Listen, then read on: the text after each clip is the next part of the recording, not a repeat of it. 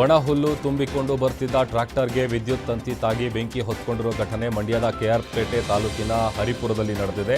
ರೈತ ಸಿದ್ದರಾಜು ಎಂಬುವವರಿಗೆ ಸೇರಿದ 30,000 ರೂಪಾಯಿ ಮೌಲ್ಯದ ಹುಲ್ಲು ಸುಟ್ಟು ಭಸ್ಮ ಆಗಿದೆ. ಸಿದ್ದರಾಜು ಅನ್ನುವಂಥವರಿಗೆ ಸೇರಿದ ಟ್ರ್ಯಾಕ್ಟರ್ ಕೂಡ ಹಾನಿಗೊಳಗಾಗಿದೆ.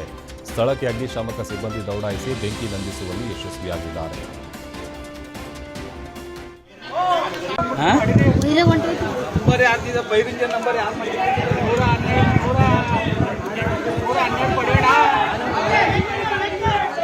ಫೋನ್ ಮಾಡಿದ್ರಾ ರಾಜಣ್ಣ? ಯಾರು ಫೋನ್ ಮಾಡಿಲ್ವಾ? ಯಾರು ಫೋನ್ ಮಾಡಿಲ್ಲ. ಪೈರಿಂಜನ್ಗೆ ಗಾಳಿ ಹೊಂಟೈತೆ, ಅವ್ರ ಮನೆಗೆ ಹೊಂಟದು, ಗ್ಯಾಸ್ ಆಳು ಮುಳವೆ.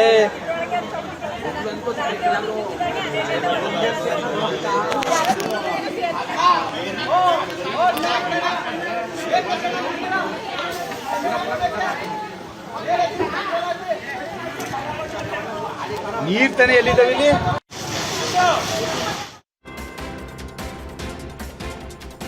ಉದ್ಯಮಿ ಮೇಲೆ ಮಾಜಿ ಶಾಸಕರ ಪುತ್ರ ಮತ್ತು ಪಟ್ಟಣ ಪಂಚಾಯತ್ ಸದಸ್ಯ ಹಲ್ಲೆ ನಡೆಸಿರೋ ಘಟನೆ ಶಿವಮೊಗ್ಗದ ಹೊಸನಗರದ ಖಾಸಗಿ ಬಸ್ ನಿಲ್ದಾಣದ ಬಳಿ ನಡೆದಿದೆ. ಶಾಸಕ ಬೇಳೂರು ಬೆಂಬಲಿಗರಾದ ಉದ್ಯಮಿ ಮಹಾಬಲ ಶೆಟ್ಟಿ ಮೇಲೆ ಹಲ್ಲೆ ನಡೆಸಲಾಗಿದೆ. ರಾಜಕೀಯ ದ್ವೇಷದ ಹಿನ್ನೆಲೆ ಪಟ್ಟಣ ಪಂಚಾಯತ್ ಸದಸ್ಯ ಸುರೇಂದ್ರ ಕೋಟ್ಯಾನ್ ಹಾಗೂ ಮಾಜಿ ಶಾಸಕ ಸ್ವಾಮಿರಾವ್ ಪುತ್ರ ಸುರೇಶ್ ಸ್ವಾಮಿರಾವ್ ಹಲ್ಲೆ ನಡೆಸಿರುವ ಆರೋಪ ಕೇಳಿಬಂದಿದೆ. ಪ್ರಕರಣ ಸಂಬಂಧ ಸುರೇಂದ್ರ ಕೋಟ್ಯಾನ್, ಗೋಪಾಲ್, ಸಂತೋಷ್, ಶಂಕರ್ ಸೇರಿ 5 ವಿರುದ್ಧ ಹೊಸನಗರ ಪೊಲೀಸ್ ಠಾಣೆಯಲ್ಲಿ ಪ್ರಕರಣ ದಾಖಲಾಗಿದೆ.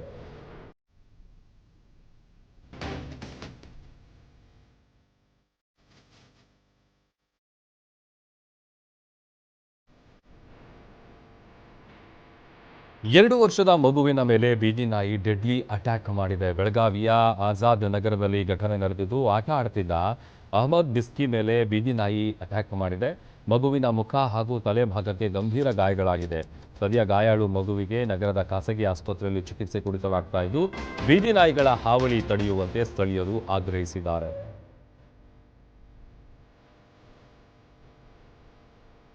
ಖರ್ಚಿಗೆ ತಾಯಿ ಹಣ ಕೊಟ್ಟಿಲ್ಲ ಅಂತ ಮಗ ಬೆಂಕಿ ಹಚ್ಚಿಕೊಂಡ ಘಟನೆ ಚಿತ್ರದುರ್ಗ ಜಿಲ್ಲೆ ಚಳ್ಳಕೆರೆ ನಗರದ ನನ್ನಿವಾಳ ರಸ್ತೆಯಲ್ಲಿ ನಡೆದಿದೆ. 34 ವರ್ಷದ ಮಹೇಶ್ ಎಂಬಾತನಿಗೆ ಗಂಭೀರ ಗಾಯ ಆಗಿದೆ. ಮಹೇಶ್ನ ತಾಯಿ ಗಂಗಮ್ಮ ಜಮೀನು ಮಾರಾಟ ಮಾಡಿದ್ದು ಕಾರು ಖರೀದಿಗಾಗಿ ಕಳೆದ ವಾರ 4 ಲಕ್ಷ ಹಣ ಪಡೆದಿದ್ದಾನೆ. ಇದೀಗ ಮತ್ತೆ 2 ಲಕ್ಷಕ್ಕೆ ಡಿಮ್ಯಾಂಡ್ ಮಾಡಿದ್ದು ಹಣ ಕೊಡಲಿಲ್ಲ ಅಂತ ಹೇಳಿ ಪೆಟ್ರೋಲ್ ಸುರಿದುಕೊಂಡು ಬೆಂಕಿ ಹಚ್ಚಿಕೊಂಡಿದ್ದಾನೆ. ಚಳ್ಳಕೆರೆ ಸಾರ್ವಜನಿಕ ಆಸ್ಪತ್ರೆಗೆ ಗಾಯಾಳುಗೆ ಚಿಕಿತ್ಸೆ ಮುಂದುವರೆದಿದ್ದು, ಆಸ್ಪತ್ರೆಯ ಮುಂಭಾಗ ತಾಯಿ ಗಂಗಮ್ಮ ಕಣ್ಣೀರಿಟ್ಟಿದ್ದಾರೆ. ಸದ್ಯ ಸ್ಥಳಕ್ಕೆ ಚಳ್ಳಕೆರೆ ಪೊಲೀಸರು ಭೇಟಿ ಕೊಟ್ಟು ಪರಿಶೀಲನೆ ನಡೆಸಿದ್ದಾರೆ.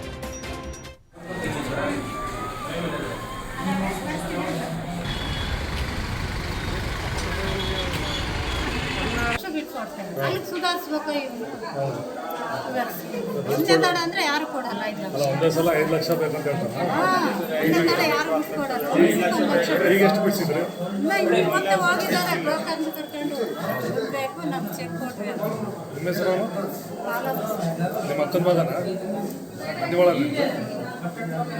ಏನಕ್ಕಂತ ದುಡ್ಡು ಯಾಕಂತ ಕಾರ್ ತೊಗೊಳಕ?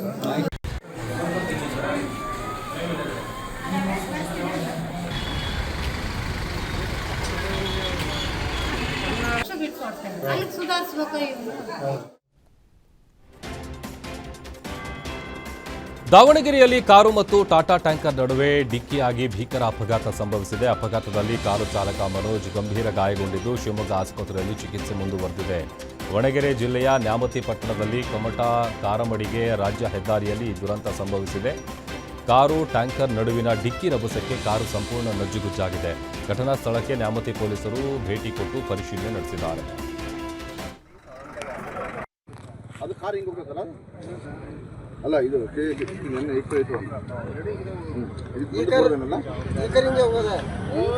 ಕಾರ್ ಹಿಂಗೆ ಬರೋದು.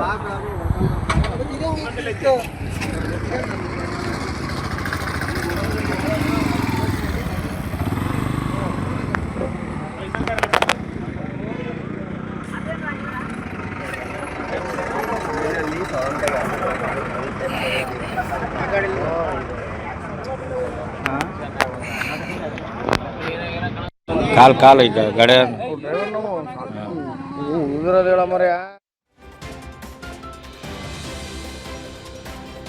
ಕಲಬುರಗಿಯ ಹಲವು ಕಚೇರಿಗಳ ಮೇಲೆ ಲೋಕಾಯುಕ್ತ ಅಧಿಕಾರಿಗಳು ದಿಢೀರ್ ಭೇಟಿ ನೀಡಿದರು. ಜಿಲ್ಲಾಧಿಕಾರಿ ಕಚೇರಿ, ಮಹಾನಗರ ಪಾಲಿಕೆ, ಜಿಲ್ಲಾ ಪಂಚಾಯಿತಿ, ಸಬ್ ರಿಜಿಸ್ಟ್ರಾರ್ ಕಚೇರಿ ಸೇರಿ ಹಲವೆಡೆ ದಿಢೀರ್ ಭೇಟಿ ನೀಡಿ ಪರಿಶೀಲನೆ ನಡೆಸಿದರು. ಲೋಕಾಯುಕ್ತ ನ್ಯಾಯಾಧೀಶ ವಿಜಯಾನಂದ್ ನೇತೃತ್ವದ ತಂಡದಿಂದ ಪಾಲಿಕೆ ಕಚೇರಿಯಲ್ಲಿ ಪರಿಶೀಲನೆ ನಡೆಸಲಾಯಿತು.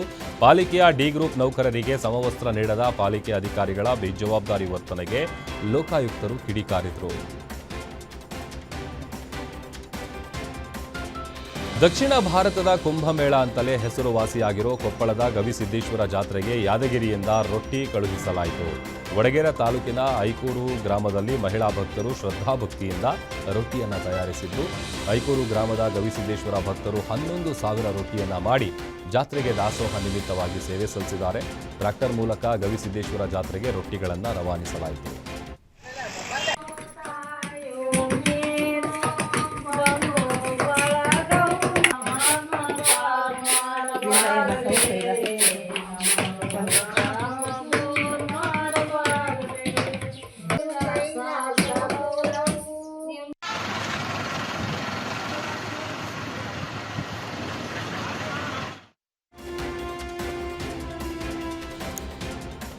ಬೀದರ್ ಜಿಲ್ಲೆಯಲ್ಲಿ ನಿವೃತ್ತಿ ನಂತರ ತಮ್ಮ ಸ್ವಗ್ರಾಮಕ್ಕೆ ಮರಳಿದ ಯೋಧನಿಗೆ ಭವ್ಯ ಸ್ವಾಗತ ಕೋರಲಾಯಿತು. ಸುದೀರ್ಘ 36 ವರ್ಷಗಳ ಕಾಲ ನಮ್ಮ ಭಾರತ ದೇಶಕ್ಕೆ ಸೇವೆ ಸಲ್ಲಿಸಿದ ಯೋಧ ಪ್ರಭು ಸಂಗೊಳಗಿ ಅವರಿಗೆ ದೇಶಾಭಿಮಾನಿಗಳು ಹೂಮಳೆ ಸುರಿಸಿ ಅದ್ಧೂರಿ ಸ್ವಾಗತ ಕೋರಿದರು. ಬಿಎಸ್ಎಫ್ನಲ್ಲಿ ಕರ್ತವ್ಯ ನಿರ್ವಹಿಸಿ ಬೀದರ್ ರೈಲ್ವೆ ನಿಲ್ದಾಣಕ್ಕೆ ಬಂದಿಳಿದ ಸೈನಿಕನಿಗೆ ಜೈಘೋಷದ ಮೂಲಕ ಸ್ವಾಗತಿಸಲಾಯಿತು.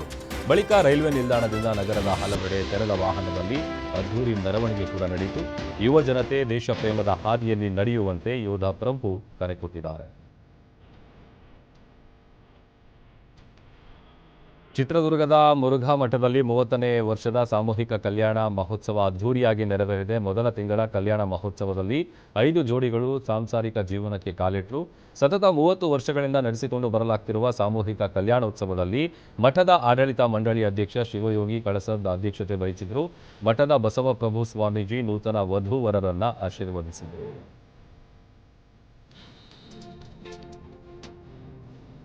ಕೊಪ್ಪಳದಲ್ಲಿ ವಿಶ್ವವಿಖ್ಯಾತ ಗವಿಸಿದ್ದೇಶ್ವರ ಮಹಾರಥೋತ್ಸವ ಅದ್ಧೂರಿಯಾಗಿ ನೆರವೇರ್ತಾ ಇದೆ. ದೇಶ ವಿದೇಶಗಳಿಂದ ಲಕ್ಷಾಂತರ ಭಕ್ತರು ವಿಜೃಂಭಣೆಯಿಂದ ಸಾಗ್ತಾ ಇರೋ ರಥೋತ್ಸವವನ್ನು ಕಣ್ತುಂಬಿಕೊಳ್ತಾ ಇದ್ದಾರೆ.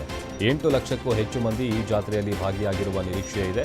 ಈ ಜಾತ್ರೆ ಸಾಮಾಜಿಕ ಸಂದೇಶವನ್ನು ಸಾರುವುದು ವಿಶೇಷವಾಗಿದೆ. 3-4 ದಿನಗಳಿಂದ ಗವಿಮಠದಲ್ಲಿ ವಿವಿಧ ಧಾರ್ಮಿಕ ಕಾರ್ಯಕ್ರಮಗಳು ನೆರವೇರ್ತಾ ಇದ್ದು, ಭವ್ಯ ರಥೋತ್ಸವಕ್ಕೆ ಬಂದ ಭಕ್ತರಿಗೆ ಅನ್ನದಾಸೋಹ ಸತತವಾಗಿ ನಡೆಯುತ್ತಲೇ ಇದೆ.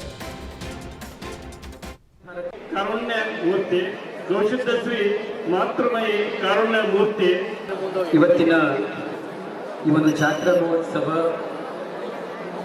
ಇದೊಂದು ಮಹಾಕುಂಭ ಮೇಳ, ದಕ್ಷಿಣ ಭಾರತದ ಮಹಾಕುಂಭ ಮೇಳ ಅದ್ಭುತ. ಈ ಒಂದು ಕಾರ್ಯಕ್ರಮ ಹೇಗಿದೆ ಅಂತಂದ್ರೆ ಇದು ಬಣ್ಣಿಸಲಿಕ್ಕೆ ಅಸಂಗವಾಗಿರ್ತಕ್ಕಂಥದ್ದು, ಶ್ರದ್ಧೆಗಳೇ ಇರತಕ್ಕಂಥ ಒಂದು ರಥೋತ್ಸವ ಕಾರ್ಯಕ್ರಮ. ಈ ಒಂದು ಕಾರ್ಯಕ್ರಮ ಕುರಿತು ನಾನು ಈಗಾಗಲೇ ಒಂದು ಪತ್ರಿಕೆಗೆ ತೇರು ಅಂತೇಳಿ ಒಂದು ಪತ್ರಿಕೆ. ಇವತ್ತು ಉತ್ತರ ಭಾರತದಲ್ಲಿ ಪ್ರಯಾಗರಾಜದಲ್ಲಿ ಮಾಘ ಸಮ್ಮೇಳನ ನಡೀತಾ ಇದೆ. ಉತ್ತರ ಭಾರತದಲ್ಲಿ ಮಾಘ ಸಮ್ಮೇಳನ ಆಯ್ತು ಅಂತಂದ್ರೆ ಅದೇ ರೀತಿಯಾಗಿ ದಕ್ಷಿಣ ಭಾರತದ ಕುಂಭಮೇಳ ಕೊಪ್ಪಳ ಗವಿಸಿದ್ದೇಶ್ವರ ಜಾತ್ರಾ ಮಹೋತ್ಸವದ ತಪ್ಪಾಗಲಿಕ್ಕೆ